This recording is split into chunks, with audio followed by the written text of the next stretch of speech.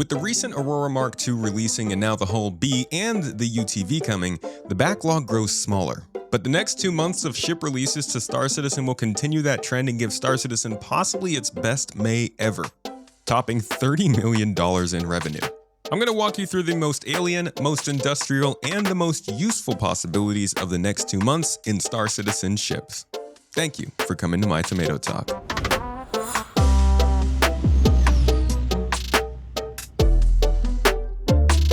Let's start with the most immediate release. By the time this video premieres, it may even be in our hands. The Greycat UTV is the latest from the most prolific ground vehicle maker in the game. It's going to be useful to pick up for those like myself who fancy a semi-violent stroll to the nearest bunker or outpost with some cargo potential. It can carry weapons on the side and a 1 SU box in the back for easy transport. While it isn't the only ground vehicle that can do this, if you don't need life support and want to maintain a large storage size, this one might outshine the MTC and the Mule, and it's smaller and more up to date than the Cyclone. I'd keep an eye on this for more than just a CCU token. I think ground vehicles are going to start shining more after Starkitect gives us more places to go, and I think this might be at the forefront. You all know the Hull B at this point. It was accidentally released with the ornithopter animation meant for the Aurora Mark II, but this week we are seeing the real thing. I am actually floored by how good it looks. I think this is immediately the most recognizable and standard issue looking cargo ship in the game, and I can't wait to see NPCs flying them around space stations in the future. This will be the largest exterior cargo hauling Hull series ship that can land while still full of cargo. At 512 SCUs of cargo, it's not far behind the Caterpillar in terms of capacity. However, the external loading makes it an incredibly fast ship to load and unload.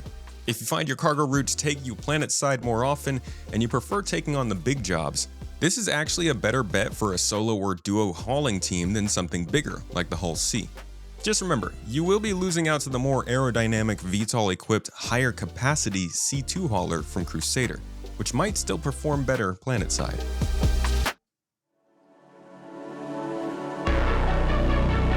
It's a bit crazy to be talking about the Ironclad release. The concept itself is only 2 years old, almost to the day of its upcoming big moment. But it's one of the most hyped ships in Star Citizen for one key reason. It is a cargo ship that feels like it was built for Star Citizen's cargo hauling.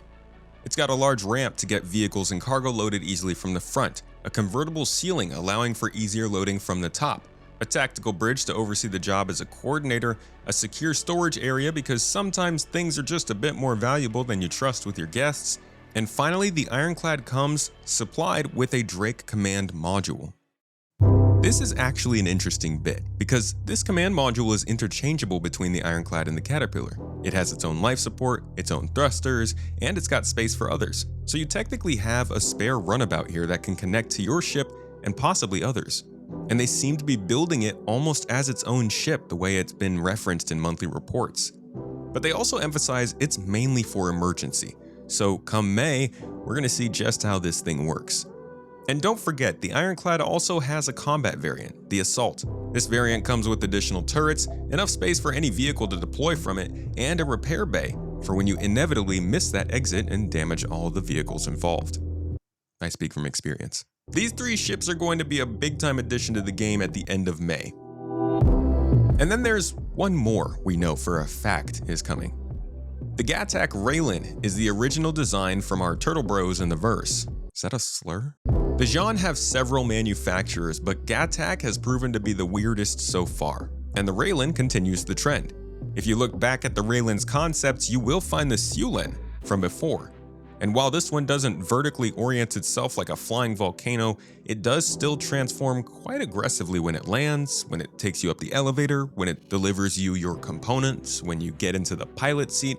Even the computers are transforming, everything animates in this ship. The amount of movement here is insane, and the cherry on top is the weird half-external cargo bay of weird shapes and sizes that it holds. It carries 640 SCU in about a 54 by 52 by 67 meter box, carrying 4 crew comfortably. It is a weird ship, and I can't say it's going to be the most functionally advanced or convenient cargo hauler you can fly. It's sure to be beautiful and an amazing experience to be inside of. It'll probably end up bringing people into the game, and it's another one off the backlog of ships that we've been trying to whittle down over the last couple of years. But you're definitely going to be paying the alien tax on this one when it is finally built. We'll get to the unknown but possible additions in a minute here, but I can't go on without covering the Hammerhead. One of the original useful large ships in the game, this thing is wildly out of date. From the component placement to the ever-present proto-molecule in the cargo bay, the Hammerhead has needed help, especially considering it's a top contender for showing off the new combat mechanics. Seriously, they used it in most of the demos for engineering throughout all the years, and then they didn't update it for engineering. So this is a much appreciated gold standard update.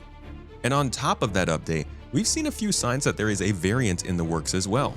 In the February monthly report, we were informed the team was moving on to a related ship to the Hammerhead after finishing that one. Shortly after this, in Star Citizen Live, when discussing upcoming ships, they said this. Catches that. Working on an Aegis. You're working on an Aegis. Yeah, very fun. Oh, right. I'm having a lot of fun with this one, particularly this one. You know, it's a shark with a freaking laser beam on it. Nice. Now this sounds very much like a laser-toting Hammerhead, but you never know. Maybe it's a variant, maybe it's just related. But it's currently in the Lot 0 phase according to our ship tracking ship sheet, and it has become more complex over time. Definitely sounds like it could be a 4.8 edition around Invictus, just like the Hammerhead.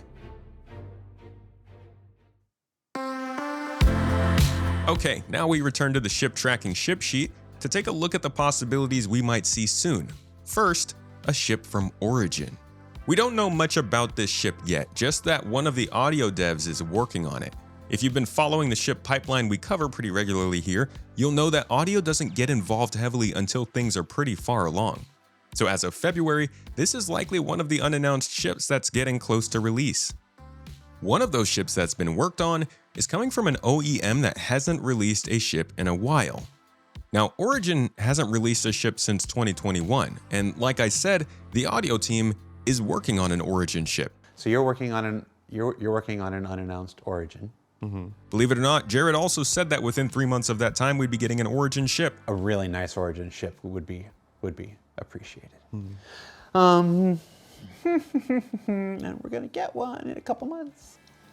And we also know from late last year that there's at least one more generalist-like ship, like the Clipper, coming this year. I think it would be a shame if this wasn't a generalist ship coming from Origin. And from the poll I put out on Space Tomato 2, y'all agree. We will see. I'm really hoping from a 1 or 2 person generalist ship from Origin. But besides that, we're also aware of a Kruger ship in the works for some time this year. We don't know many hints about that to go off of other than the potential name of the Stingray, courtesy of Ben Curtis last year. I'm totally panicking that this is the Stingray. Yep. Yeah, okay, good. Sorry, I was just making sure it wasn't a working title because we have some quite interesting working titles. Yeah, we do. Nope.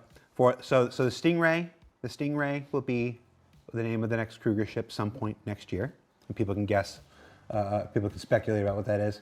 And in that same episode of Star Citizen Live, we also heard another Anvil ship will be coming out sometime this year as well. But we're starting to get ahead of ourselves here. We could go through all of the notes and guess at this.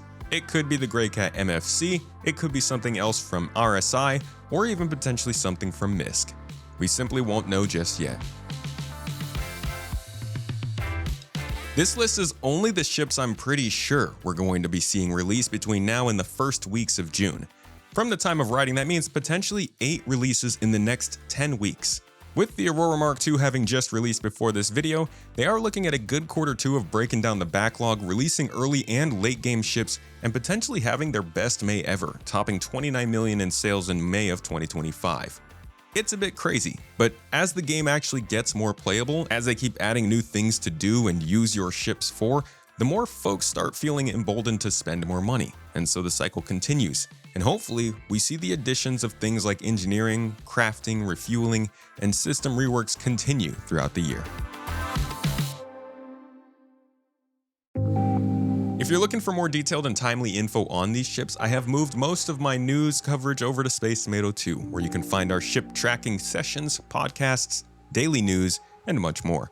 This channel is returning more to the reason I made it in the first place, explaining the why of Star Citizen, the heavy hits and large features, and providing some nice visuals. In this game, and in some others. Thanks for watching this video until the end. I hope you learned something new in it, and I'll catch you in the next.